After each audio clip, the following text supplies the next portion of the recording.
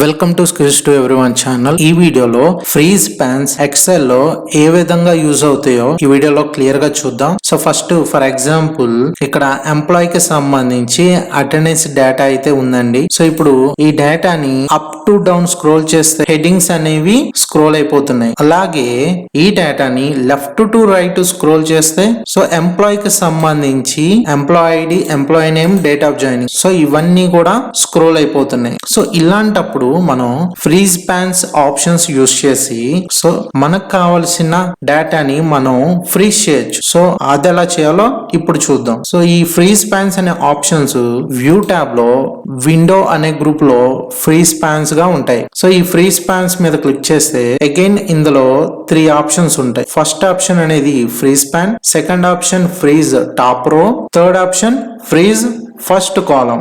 So ఈ 3 options A విధంగా work అవుతాయో ఇప్పుడు చూద్దాం. ఫర్ ఎగ్జాంపుల్ ఫ్రీజ్ టాప్ రో. ఈ ఫ్రీజ్ టాప్ రో అనే ఆప్షన్ ఏ విధంగా వర్క్ అవుతుందనంటే ఇక్కడ ఈ షీట్ లో ఏదైతే ఫస్ట్ రో ఉందో ఆ రో మొత్తాన్ని ఫ్రీజ్ చేస్తుందండి. సో ఫర్ ఎగ్జాంపుల్ ఈ ఫ్రీజ్ టాప్ రో మీద క్లిక్ చేస్తే సో ఇప్పుడు ఈ ఫస్ట్ రో అనేది ఫ్రీజ్ అయింది. కావాలంటే ఇప్పుడు మనం స్క్రోల్ చేస్తే సో ఆ ఫస్ట్ రో అనేది స్క్రోల్ అవ్వట్లేదు, రిమైనింగ్ డేటా మాత్రం స్క్రోల్ అవుతుంది. సో ఫ్రీజ్ టాప్ రో అనే ఆప్షన్ ఈ విధంగా వర్క్ అవుతుంది. సో అలాగే ఇప్పుడు మనం ఫ్రీజ్ చేసిన ఈ టాప్ రో ని అన్ఫ్రీజ్ చేయాలంటే సేమ్ ఫ్రీజ్ పాన్స్ మీద క్లిక్ చేస్తే అన్ఫ్రీజ్ పాన్స్ అని ఆప్షన్ వస్తుంది. సో ఇప్పుడు అన్ఫ్రీజ్ పాన్స్ మీద క్లిక్ చేస్తే అగైన్ డేటా అనేది అన్ఫ్రీజ్ అయిపోతుంది. సో ఫ్రీజ్ టాప్ రో అనే ఆప్షన్ ఈ విధంగా వర్క్ అవుతుంది. సో అలాగే నెక్స్ట్ ఫ్రీజ్ ఫస్ట్ కాలం. ఈ ఆప్షన్ ఏ విధంగా వర్క్ అవుతుందంటే ఫ్రీజ్ పాన్స్ మీద క్లిక్ చేసి ఫ్రీజ్ ఫస్ట్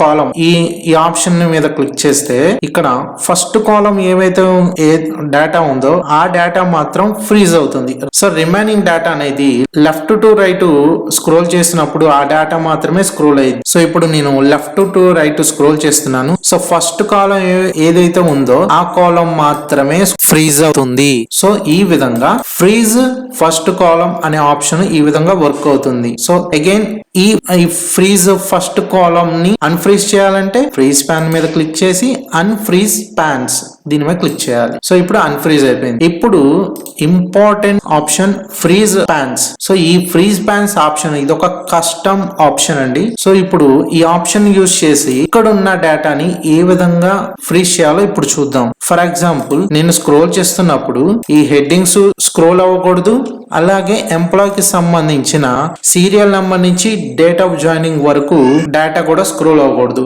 అలా స్క్రోల్ అవ్వకుండా ఉండాలంటే మనం ఫ్రీజ్ పాన్స్ అనే ఆప్షన్ యూజ్ చేయాలి. అది ఎలా యూజ్ చేస్తామంటే సో ఈ టాప్ రో లో ఉన్న ఈ రోస్ కి ఈ కాలమ్స్ కి మధ్యలో కనెక్టెడ్ ఒక సెల్ ఉంది. సో ఈ సెల్ ని సెలెక్షన్ చేసి ఇప్పుడు ఫ్రీజ్ పాన్స్ మీద క్లిక్ చేసి ఫ్రీజ్ పాన్స్ మీద అగైన్ క్లిక్ చేస్తే ఇప్పుడు అప్ టు డౌన్ స్క్రోల్ చేస్తే హెడ్డింగ్స్ స్క్రోల్ అవ్వవు. అలాగే లెఫ్ట్ టు రైట్ స్క్రోల్ చేసినప్పుడు మనం ఏదైతే డేటా ఫ్రీజ్ చేయాలనుకున్నామో ఆ డేటా వరకు ఫ్రీజ్ అయ్యి రిమైనింగ్ సెల్స్ అన్ని స్క్రోల్ అవుతాయి. సో ఈ విధంగా ఎక్సెల్ లో మనం ఫ్రీజ్ పాన్స్ ఆప్షన్స్ యూస్ చేసి డేటాని ఈ విధంగా ఫ్రీజ్ చేయొచ్చు.